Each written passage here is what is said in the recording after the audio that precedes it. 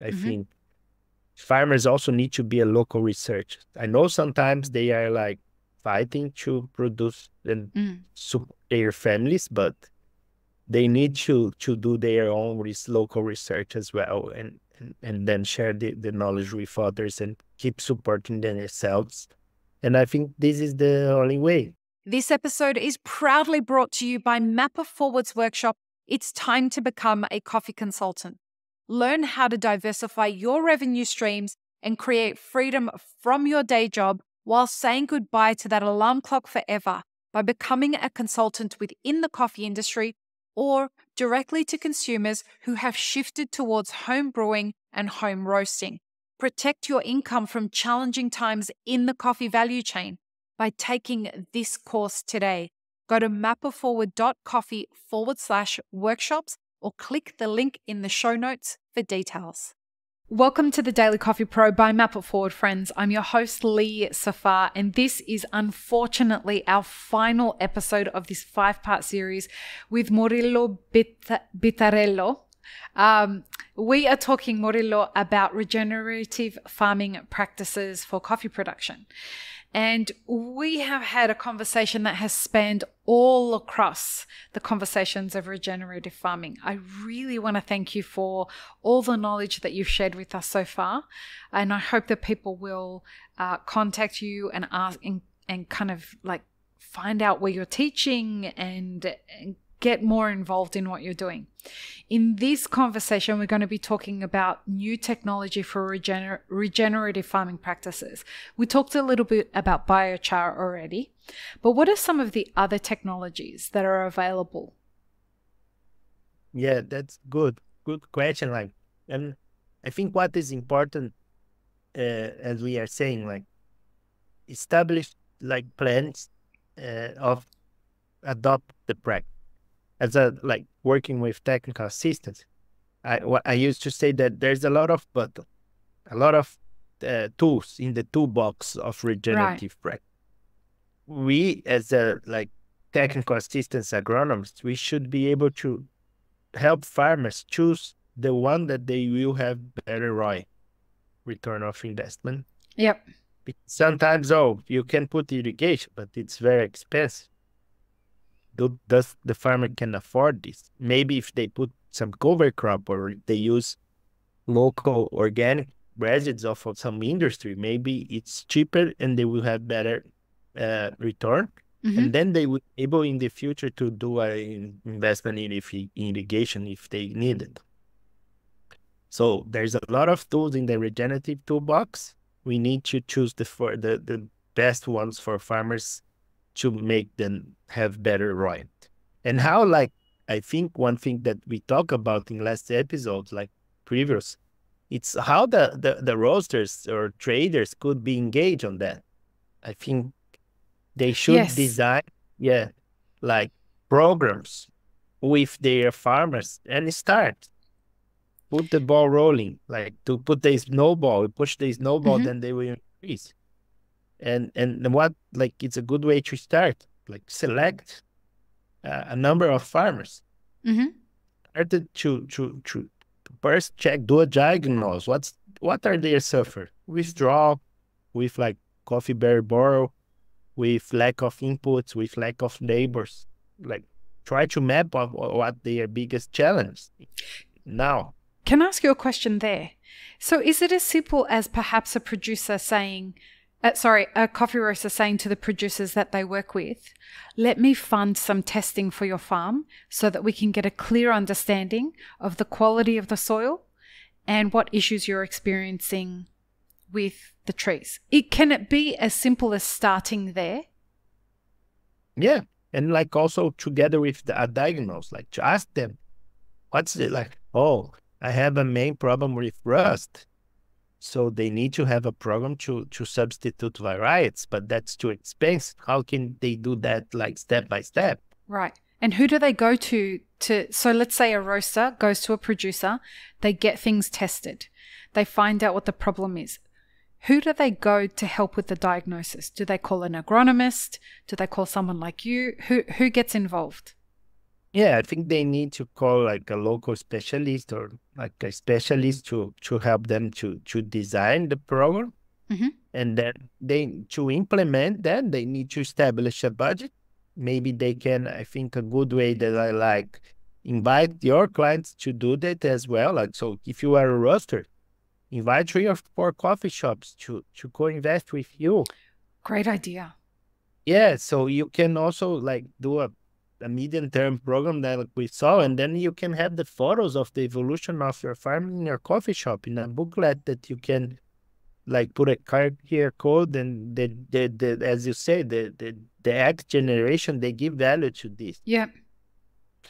And that's important. That's the role of consumers. Like in the future, maybe they can even give extra tips in the coffee shop, like 50 cents, and it goes directly to that program.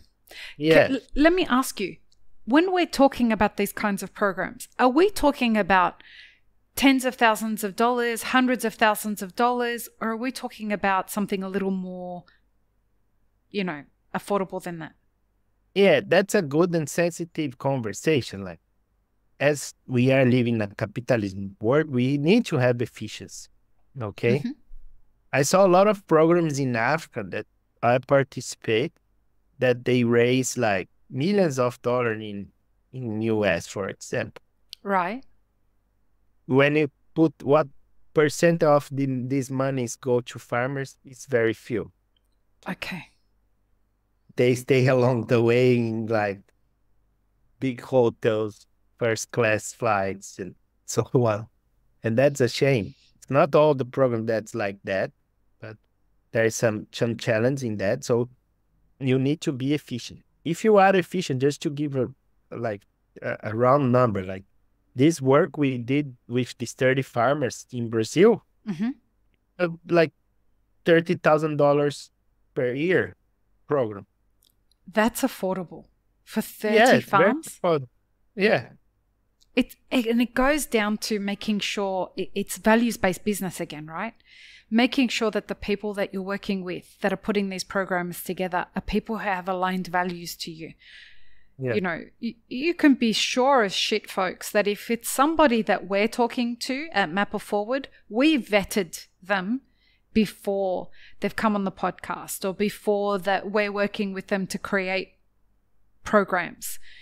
So make sure that the people that you're approaching about this stuff, if you're going to Murilo or you're going to Angela, who was on the podcast talking about biochar, or you're coming to us, these are people whose values are aligned with Map It Forward and people who you want to be creating these kinds of programs with.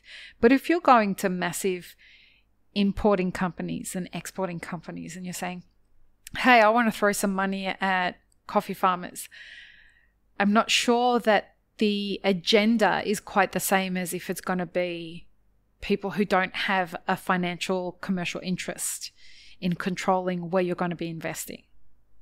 Right, Murilo? Yeah.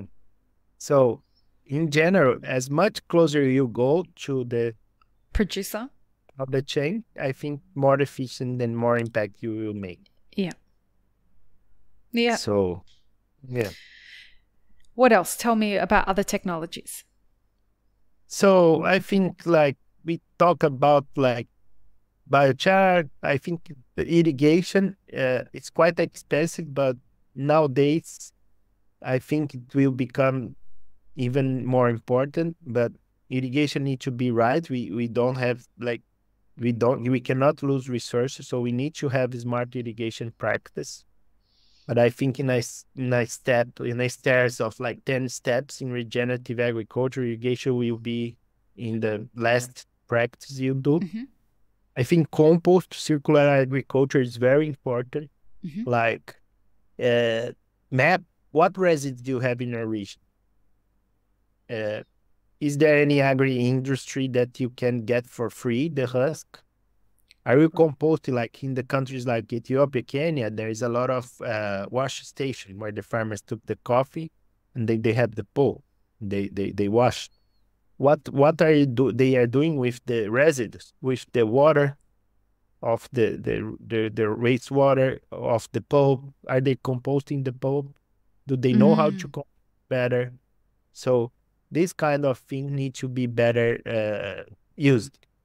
It sounds like there's So a lot of missed opportunities in where we could be participating in a circular economy with these resources that are available that are being missed just purely from a lack of knowledge. Is that correct?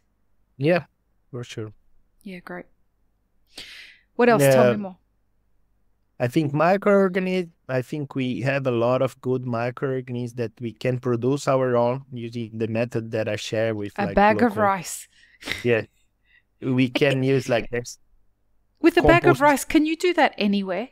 Like, could you Yeah. go to Ethiopia and you can just put a bag of rice in the forest and then collect all the microbes that create that rainbow? For those who don't know what that means, is different colonies of microbes, as they grow, they have different colors. Like different mold is different colors.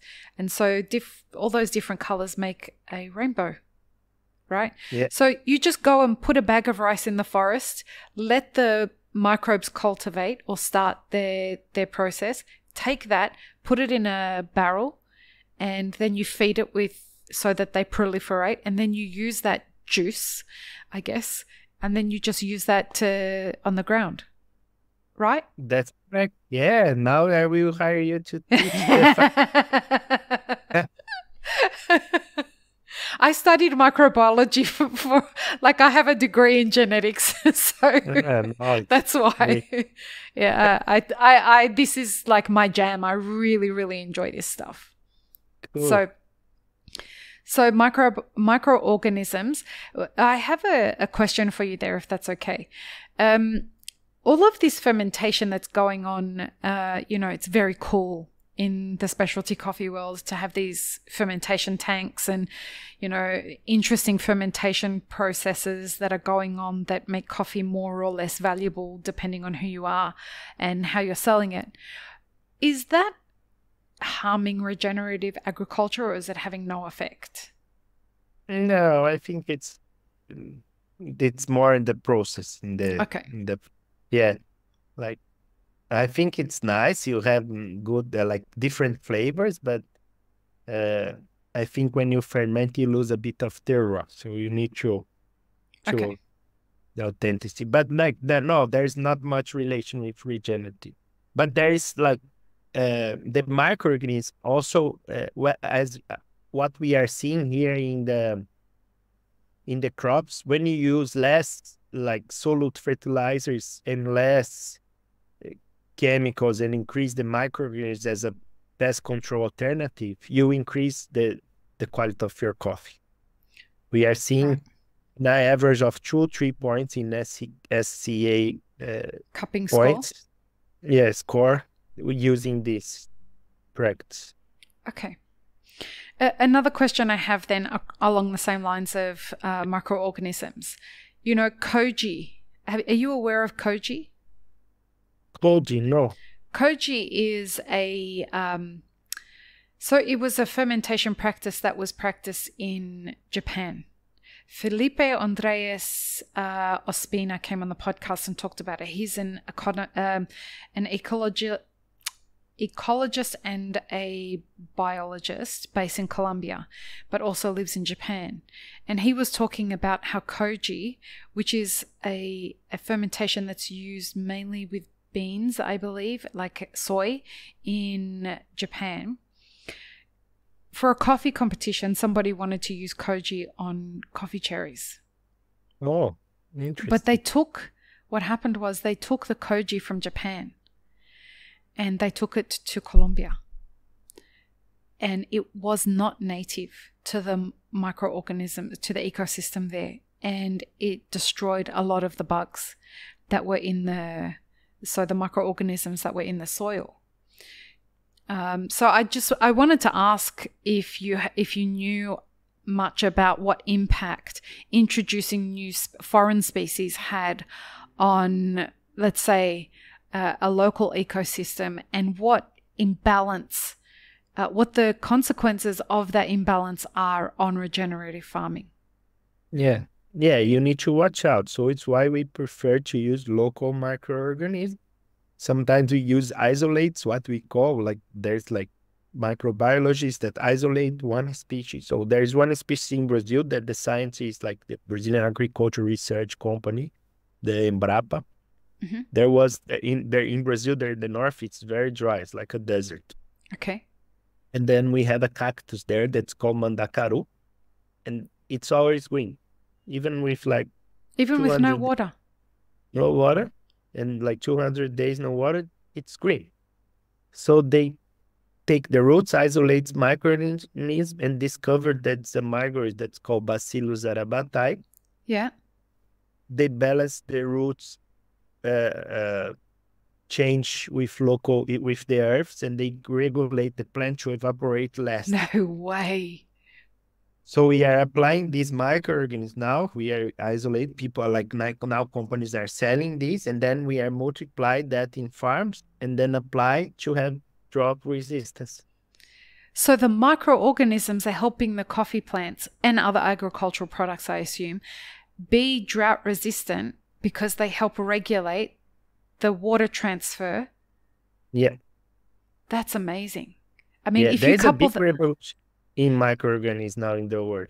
Wow. And I bet if you combine that with biochar, because biochar is very good for water retention during drought, right?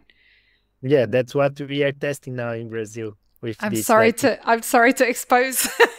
Well, you weren't ready to talk about it.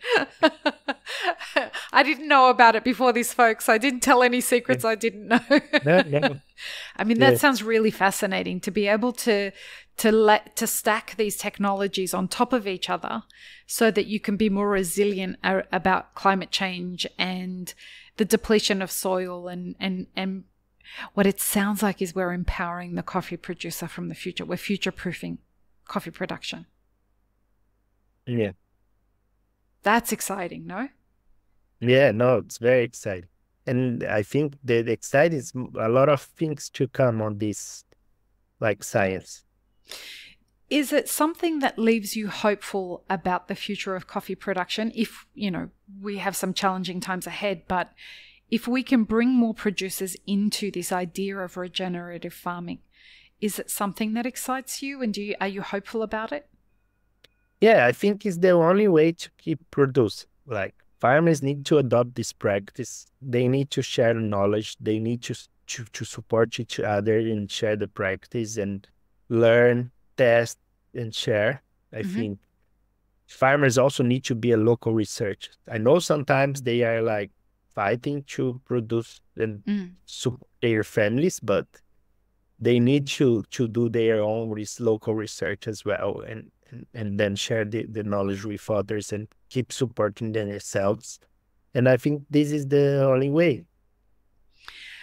Murilo, I can't thank you enough for all of the knowledge that you've shared on this series. I really hope that you come back on the podcast. I feel like we haven't even scratched the surface of all the knowledge and the stories that we could get from you. I want to know all the different stories, like the rice bag stories. That sounds so much fun. If people want to get in contact with you, what's the best way to do that? Yeah, I have LinkedIn, Murilo Bettarello, and also Instagram that I post some day-by-day practice there that people could. And yeah, just reach me direct. And I also thank you very much the opportunity. Congratulations for the work of your audience to share, to connect the dots between the both sides of supply chain, and like it's been a pleasure, and we keep the conversation and goodwill on coffee, like goodwill on coffee. This is just the beginning, I promise you, of the conversations that we have. I'm going to have some conversations with you off air about how we can work together, because I think it's really the things that you're doing for the coffee supply chain are amazing, especially for producers and connecting a lot of people. Thank you for the work that you're doing, and I look forward to us hopefully being able to do something together in the future. Now, folks, check the show notes for links, please. Will you please sign off this episode for us with peace, love, and peanut butter? Can you say that for us? Yeah, peace, love, and peanut butter. Have an amazing rest of your day, everyone. Bye. Yeah. Bye. I really hope you enjoyed this episode, friends. Please don't forget to show us some love by subscribing, liking, commenting, and most of all, sharing this podcast with your friends. Check the show notes for links, including our sponsors and our Patreon. And stay tuned for more great conversations on the Daily Coffee Pro by Map It Forward.